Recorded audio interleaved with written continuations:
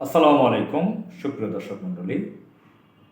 বাংলাদেশের বর্তমান সেনা প্রধান আর্মি চিফ জনাব ওয়াকারুজ্জামান তিনি সম্প্রতি এক মসজিদে নামাজের ইমামতি করেছেন।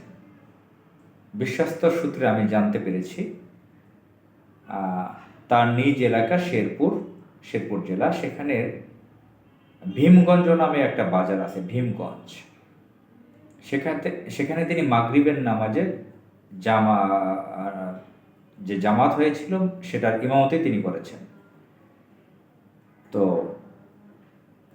শেরপুর জেলায় তার বাবার এলাকা, তিনি ঢাকাতেই বড় হয়েছেন যতটুকু জেনেছি। তো তিনি এখন নিজ জেলা শেরপুরে যাতায়াত করেন। তো ওয়াকারুজ্জামান সেনাপ্রধান বর্তমানে অত্যন্ত আলোচিত একজন ব্যক্তি। আপনারা জানেন 5 আগস্টের যে ঘটনা, তিনি 5 আগস্টের খুব বেশি দিন আগে সেনাপ্রধান হননি, অল্প কিছুদিন আগে তিনি সেনাবাহিনীর প্রধান হয়েছেন।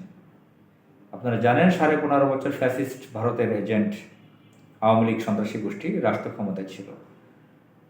1996 সময়ে 2001 সময়ে ওই টার্মে সেনাবাহিনীর প্রধান ছিলেন জেনারেল মুস্তাফিজুর রহমান। মুস্তাফিজুর রহমানের মেয়ের জামাতা এই জেনারেল ওয়াকারুজ্জামান সাহেব। তো মুস্তাফিজুর রহমান সাহেব হচ্ছে সেই ফ্যাসিস্ট চরিত্রহীন শেখ হাসিনার আপন ফুপা, কাগজপত্রে আপন ফুপা। এখন শেখ মুজিবের জন্ম নিয়ে যদি প্রশ্ন তোলেন তাহলে আপনারা সেটা মিলিয়ে দেখবেন। তো যাই হোক, এখন তার ফুপা যে কোনোভাবেই হোক না কেন, তাহলে শেখ হাসিনার ফুফাতো বোন বিয়ে করেছে ওয়াকারুজ্জামান। যখন তিনি সেনাবাহিনীর প্রধান নিয়োগ পান তখন অনেকেই আলোচনা উঠিয়েছেন যে তার ফুফাতো বোন জামাইকে,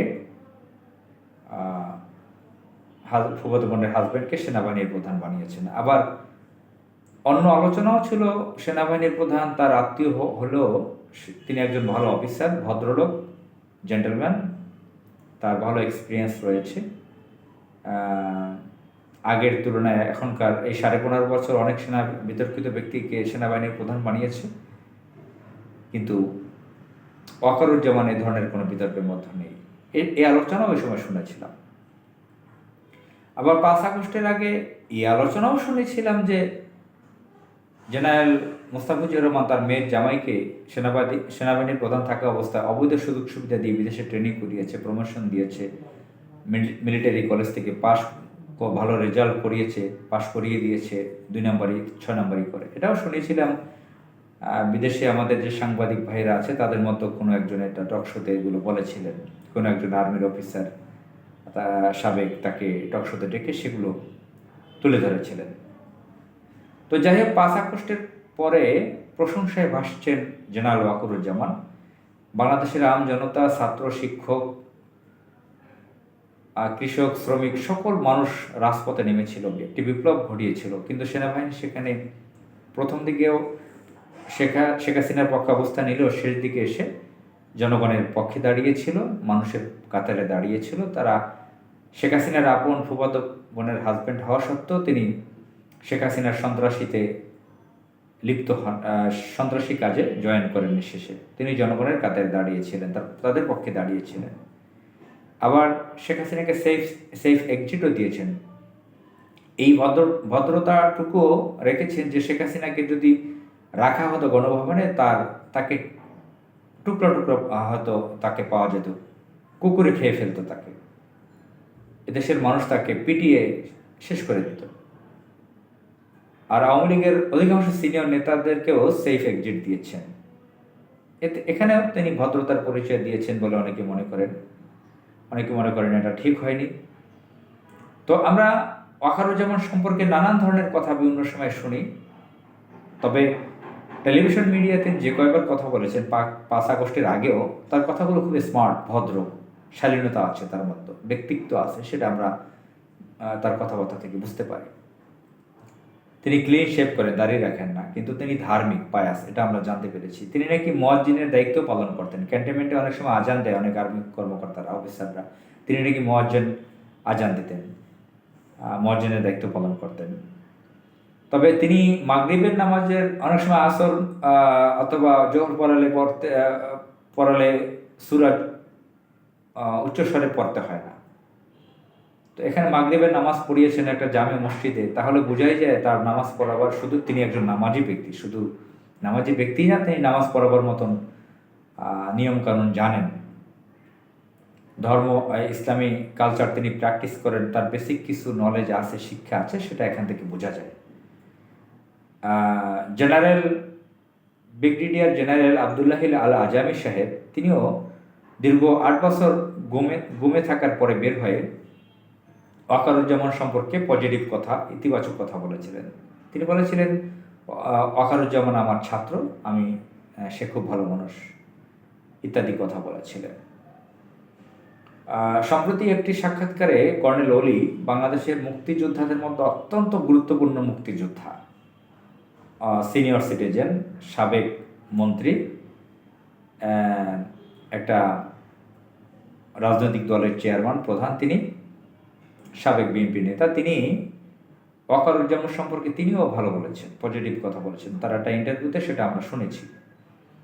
এটাও তিনি উল্লেখ করেছেন, জেনারেল মোস্তাফিজুর রহমান তার বন্ধু ছিল, তাকে কর্নেল অলিকে মন্ত্রী হিসেবে সম্মান করতেন, তার মেয়ের জামাই, সে দেখে শুনে ভালো ছেলের কাছে দিয়েছে, ইত্যাদি ইত্যাদি কোট আনকোট। এবং তার এলাকার একজন ইকোনমিস্টকে আমি চিনি, যিনি আমার বন্ধু, আমার শ্রদ্ধা একজন ব্যক্তি, আমার সিনিয়র। তিনি বাংলাদেশের একজন ইসলামিক স্কলার, একজন ইকোনমিস্ট, সমাজের বিভিন্ন স্তরে তিনি কাজ করেন, অর্থনীতি নিয়ে কাজ করেন, পলিটিক্স নিয়েও তার বিভিন্ন ধরনের গবেষণা রয়েছে। তিনিও তার সম্পর্কে পজিটিভ বলেছেন, ওয়াকারুজ্জামান সম্পর্কে। তো ওয়াকারুজ্জামান সম্পর্কে বিভিন্ন দিক থেকে ভালো কথা শুনে আসছি। জানি না তার ভিতরে কি আছে, মানুষের ভিতরে কি আছে জানি না। আশা করি তিনি ভালো কাজ করবেন। তিনি এই প্রজাতন্ত্রের কর্মচারী, এই দেশের জনগণের ট্যাক্সের টাকায় তিনি সুযোগ সুবিধা পান, বেতন পান। তিনি দেশের পক্ষে, রাষ্ট্রের পক্ষে, দেশের সার্বভৌমত্বের জন্য কাজ করবেন, এটা আমরা আশা রাখি। কোনো ধরনের বেইমানি, মির্জাফরি করবেন না, এটা আমরা আশা রাখি। কারণ বিশ্বাস করা যায় না, এই সেনাবাহিনীতে বিশ্বের বিভিন্ন দেশে অনেক ভদ্রলোক জেনারেলকে দেখা যায়, হঠাৎ করে তিনি নিজেকে প্রেসিডেন্ট ঘোষণা দেন, সামরিক শাসন জারি করেন। ডক্টর মোহাম্মদ মুরসিকে কিভাবে ক্ষমতাচ্যুত করে যে বেইমানি করেছিল, সেটা সারা বিশ্ববাসী জানে। তো এখানে মোহাম্মদ সিসি খুব ভদ্রতা দেখিয়েছিল এর আগে মুরসির সাথে। মুরসি তাকে বিশেষ করে সেনাবাহিনীর প্রধান বানিয়েছিল। মইনুল আহমদ সম্পর্কে জানেন যে কী ধরনের বেইমানি করেছিল, হোসেন মোহাম্মদ এরশাদ কী ধরনের বেইমানি করেছিল। তো এই ধরনের বেইমান অনেক সেনা কর্মকর্তা বাংলাদেশে আছেন। আমরা ওনার সম্পর্কে এটা বিশ্বাস করতে চাই না তিনি যে একজন বেইমান। তিনি দেশের জন্য ভালো কাজ করবেন। আর তিনি যদি দাড়ি রাখেন, ডিফেন্সে তো দাড়ি রাখার নিয়মও তৈরি হয়েছে, আগেও হয়তো অতীতে ছিল না। বর্তমান এয়ারফোর্সের যিনি চিফ, তার দাড়ি আছে। ব্রিগেডিয়ার আবদুল্লাহিল আল আজামি সাহেব, তিনি ডিফেন্সে থাকাকালীন তার দাড়ি ছিল। তো বোঝাই যায় যে সেনাবাহিনীর সলদার থেকে উচ্চ পর্যায়ে সবাই দাঁড়িয়ে রাখতে পারেন একটা পারমিশন নিয়ে। তো তিনি যেহেতু ইমামতি তাকে দিয়ে করায় মানুষের, তিনি যদি ইমামতি করতে পারেন, মুয়াজ্জিনের দায়িত্ব পালন করেন, ধার্মিক মানুষ, তিনি সেনাবাহিনীতে চাকরিতে থাকা অবস্থায় দাঁড়িয়ে রাখতে পারেন। তবে সেটা নিয়ে বিতর্ক করার কিছু নাই। আমাদের বাংলাদেশে তো দাড়ি টুপি, পাঞ্জাবি, এগুলোকে অনেক গুরুত্ব দেওয়া হয়। এটা কেউ যদি ইমামতিতে যায়, তার দাড়ি টুপি পাঞ্জাবি নাই কেন, এটা নিয়ে নানান সমালোচনা রয়েছে। তবে তিনি উত্তম কাজ করেছেন, একজন মুসলিম হিসেবে, নামাজি লোক হিসেবে ইমামতি করেছেন। এ ধরনের সেনাবাহিনীর কর্মকর্তা আমাদের দরকার বাংলাদেশে। সামরিক বাহিনীতে, সশস্ত্র বাহিনীতে, আইন শৃঙ্খলা বাহিনীতে, আধা সামরিক বাহিনী, সকল ডিফেন্সের সকল জায়গায় এবং আমাদের ব্যুরোক্রেসিতে যারা আমলারা আছে, তাদেরও এক্সপিরিয়েন্স থাকা দরকার। আমাদের ধর্মীয় জ্ঞান থাকা দরকার, ইসলামের শিক্ষা থাকা দরকার, কোরআন হাদিসের বেসিক জ্ঞান থাকা দরকার, যাতে তারা ইমামতি করতে পারে। আসসালামু আলাইকুম।